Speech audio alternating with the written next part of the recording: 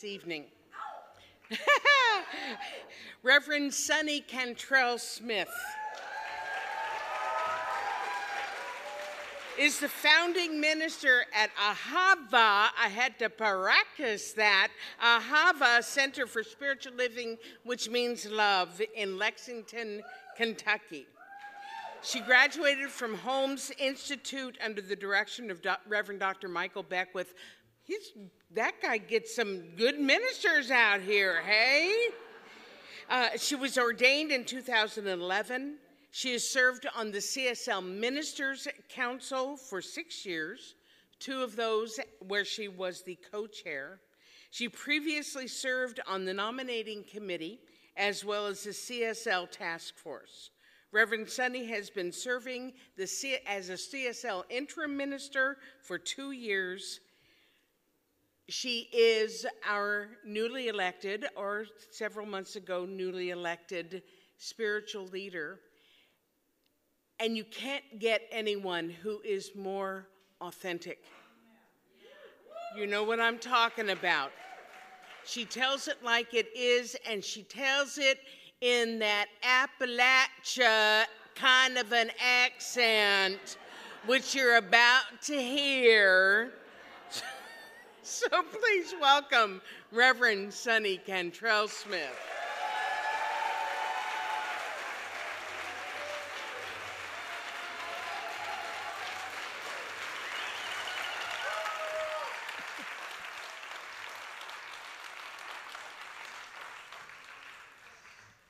You thought I was going to say howdy?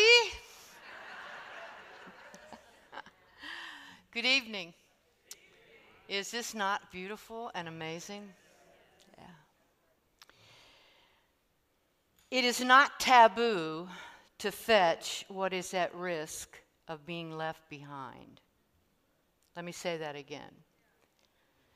It is not taboo to fetch what is at risk of being left behind. That is the translation of the Asante Twi word Sankofa from the Akan culture in Ghana. Sankofa is more literally expressed as go back and fetch. And before I go deeper with this word Sankofa, I want to just acknowledge the people who worked so hard to make this conference happen, and that's Joe Martin and his team. Courtney, along with the events team, and including the people, the beautiful and wonderful people that worked so hard at Asilomar. Aren't they wonderful? Reverend Sunshine, what a beautiful and amazing opening. Loved it. And I also want to thank Reverend Alice and Reverend Michelle for their talks and their amazing leadership. And in case you haven't noticed,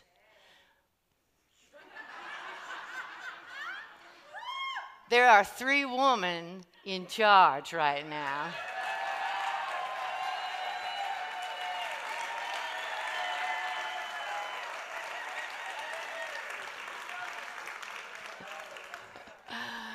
And I would be remiss if I did not thank Home Office and all of the individuals who have been so patient and so kind and so supportive of my first 6 months in this job.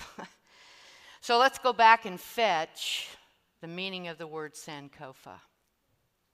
It has 3 parts: san, which is return; ko, which is go; and fa, look, seek, and take. Sankofa symbolizes the Akan's people's quest for knowledge, focusing on critical examination and intelligent and patient investigation. The Sankofa symbol depicts a mythical bird with its feet firmly planted forward, but its head is turned backward. Why? because the Akan people believe the past serves as a guide for planning the future. The Akan people believe that wisdom from the past ensures a strong future. The mythical bird in the symbol also has an egg in its mouth representing the potential seeds that are being planted and the promise of the future. Now, that is something that is up for us as a movement. Embracing the promise of the future while drawing upon and evolving from the wisdom of what has gone before. And you know what? That excites me.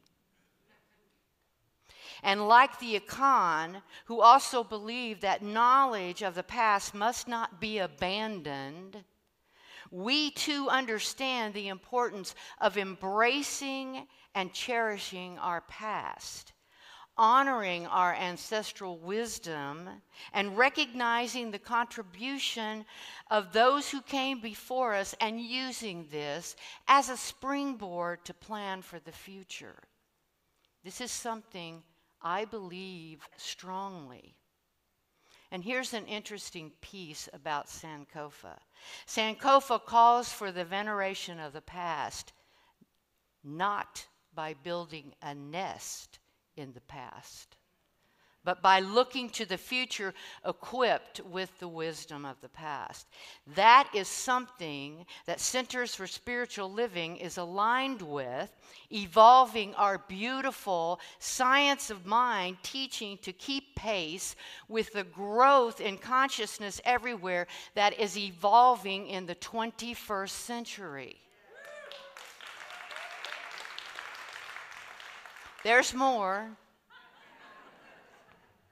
Sankofa, like our beautiful science of mind, calls us to reflect on life experiences, both successes and challenges, with compassion, integrating past experiences into our present selves. It is time to embrace the idea that spirituality is not confined to a single lifetime, but is part of an interconnected, timeless journey. And we're on that journey. And I am deeply, deeply interested in that compassionate intersection between what has been and what is to come. It is reflected, you see, in our global vision that calls us to recognize the interconnectedness of all beings and to face our collective part in the well-being of all humanity. Applying Sankofa's concept of critical examination and intelligent and patient investigation, our vision calls us to learn from historical injustices so that the greater yet to be can be imagined in consciousness in a world in which oppressive systems and social inequity are dismantled.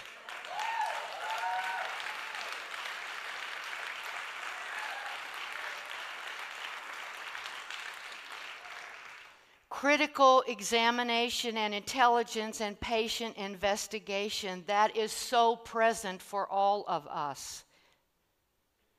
Critical examination and intelligent and patient investigation has birthed something new for us, something called sacred activism. Centers for Spiritual Living has long been at the forefront of personal growth, which has empowered us to become socially engaged. And now, sacred activism calls us to meld our principles with our actions in the world. Sacred activism fuses our work in consciousness with our work in society. It is the ultimate extension of the phrase, treat and move your feet. Sacred activism inspires us to take proactive steps in the world because we are rooted in the science of mind, in the consciousness of oneness.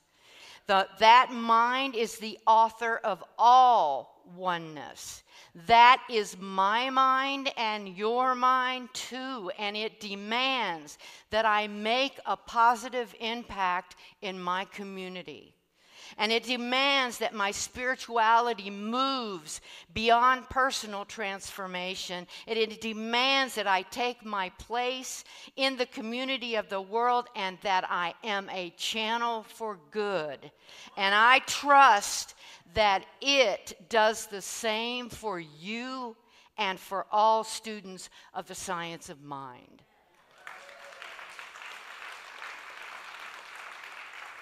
For me, compassion lies at the heart of sacred activism. As I cultivate compassion through empathy, deep listening, and open-heartedness, this compassionate approach, I have found, extends not only to fellow human beings, but also to the earth and all living beings. For me, sacred activism recognizes that spirituality and social engagement are profoundly interconnected, and that authentic spiritual growth produces a genuine change in my world. It aligns with our core principles of oneness and love and the power of creative thought. And guess what? We have an opportunity right now to honor the wisdom of our ancestors who taught us the application of the principles.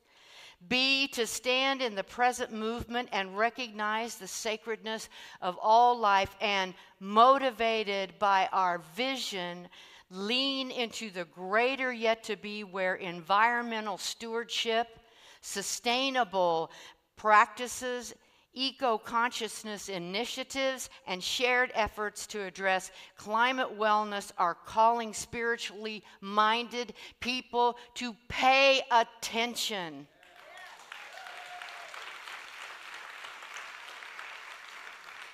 I see our centers for spiritual living and the people capable of doing this through our work for social, economic, and racial justice, precisely because we know that we are one in consciousness. As my predecessor, Dr. Edward, asked so beautifully in his farewell talk, do my spiritual conviction produce results? To which I answer, yes, and I see more clearly every day.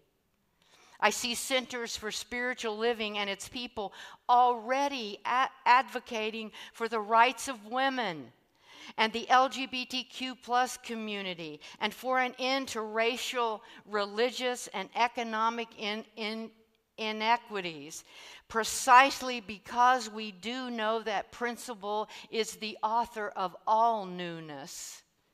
I see centers for spiritual living and its people already boldly facing errors of our organization and individual past, and working in consciousness for a greater yet to be, where all people are valued for who they are, precisely because of what we know in mind.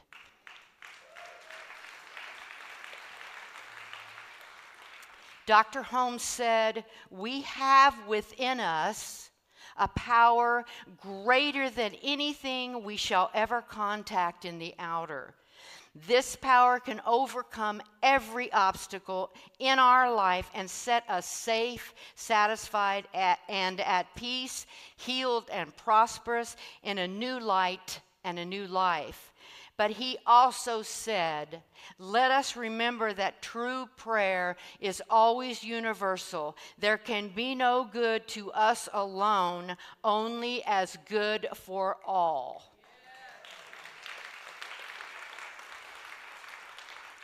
Now, as some of you know, recently I started an online gathering for the field for the first Tuesday of each month because I wanted to feel the pulse of the community and hear what is important to our ministers, our practitioners, and our members in our communities. And I want you to know that I hear you. I hear you. I hear you when you say it's important that CSL is grounded in integrity and authenticity, that our actions align with our spiritual principles, and that we are of service to the greater good. I hear you when you say that we have an opportunity to empower individuals and communities to advocate for social change, that our CSL centers can provide platforms for marginalized voices, amplify important causes, and support grassroots movements. I hear you when you talk about promoting collaboration by forming alliances with other faith-based and secular organizations committed to sacred activism, because it is through bridge building we can amplify collective efforts and create an empowered voice for change. I hear you when you talk about how our centers can engage in community outreach programs that address local issues such as unhoused people, hunger, and access to education, real education, not banned books. Bring them back.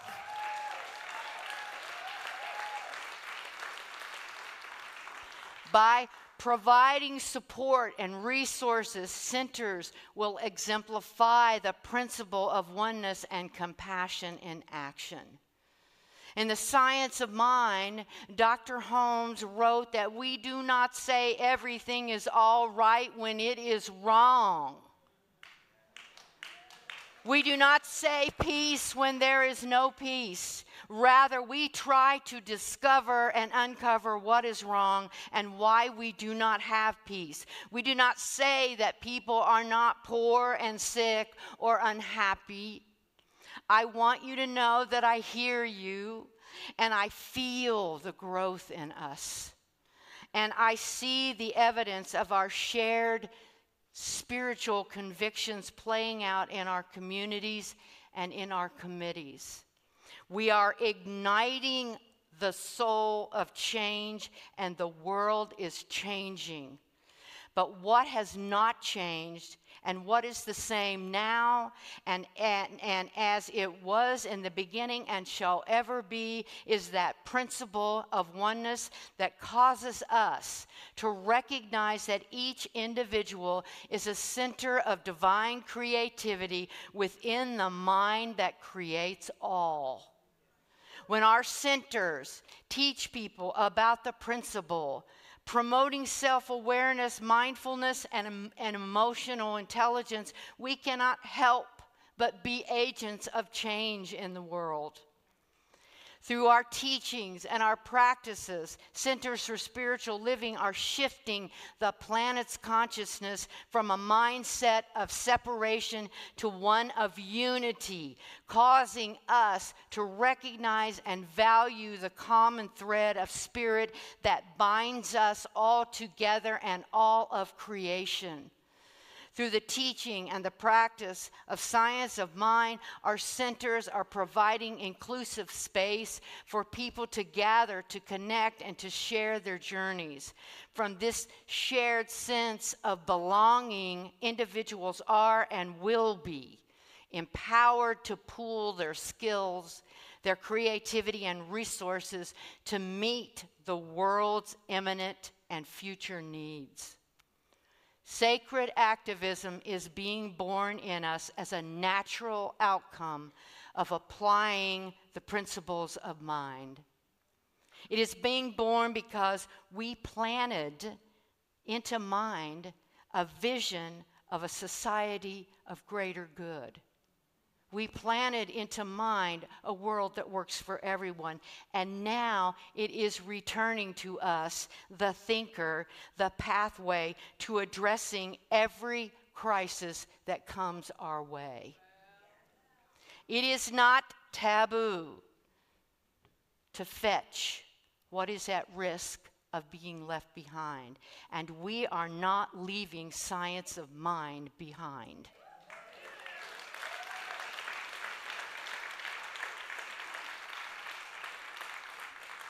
And we are not building a nest in the past.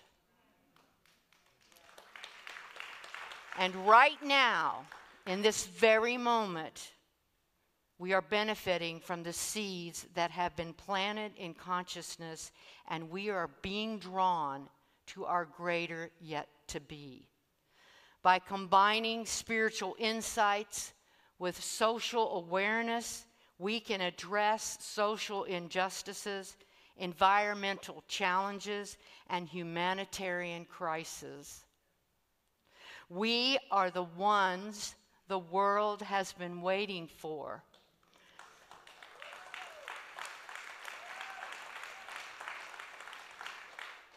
Let the world not wait any longer. Peace and blessings.